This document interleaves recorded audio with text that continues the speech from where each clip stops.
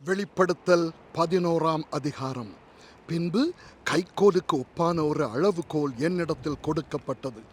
அப்பொழுது தேவதூதன் நின்று என்னை நோக்கி, நீ எழுந்து தேவனுடைய ஆலயத்தையும் பலிபீடத்தையும் அதில் தொழுது கொள்ளுகிறவர்களையும் அளந்து பார். ஆலயத்துக்கு புறம்பே இருக்கிற பிரகாரம் புறஜாதியாருக்கு கொடுக்கப்பட்டபடியால் அதை அளவாமல் புறம்பாக்கி போடு. பரிசுத்த நகரத்தை அவர்கள் 42 மாதம் அளவும் மிதிப்பார்கள். என்னுடைய 2 சாட்சிகளும் இரட்டு வஸ்திரம் உடுத்திக் கொண்டிருக்கிறவர்களாய் 1160 நாளளவும் தீர்க்க தரிசனம் சொல்லும்படி அவர்களுக்கு அதிகாரம் கொடுப்பேன்.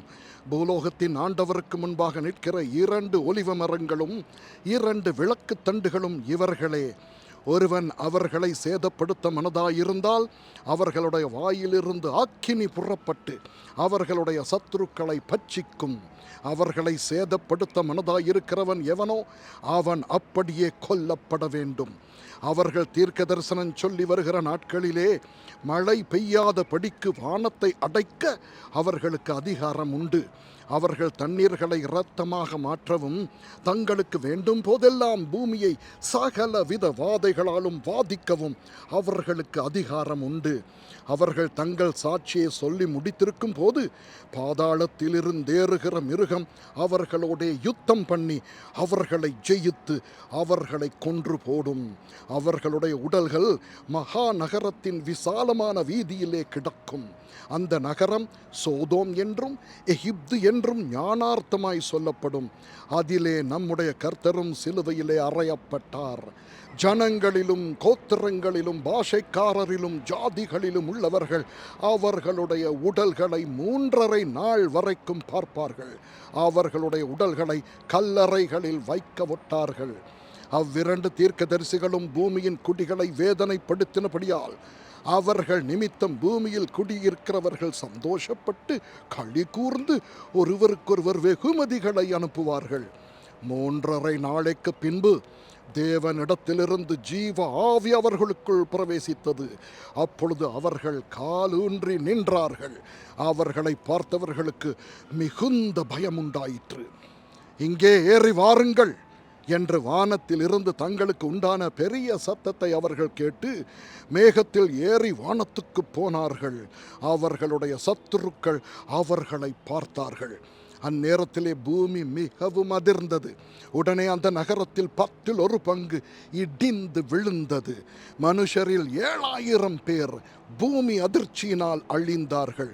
மீதியானவர்கள் பயமடைந்து பரலோகத்தின் தேவனை மகிமைப்படுத்தினார்கள். 2ஆம் ஆபத்து கடந்து போயிற்று. இதோ 3ஆம் ஆபத்து சீக்கிரமாய் வருகிறது. 7ஆம் தூதன் எக்காலம் ஊதினான்.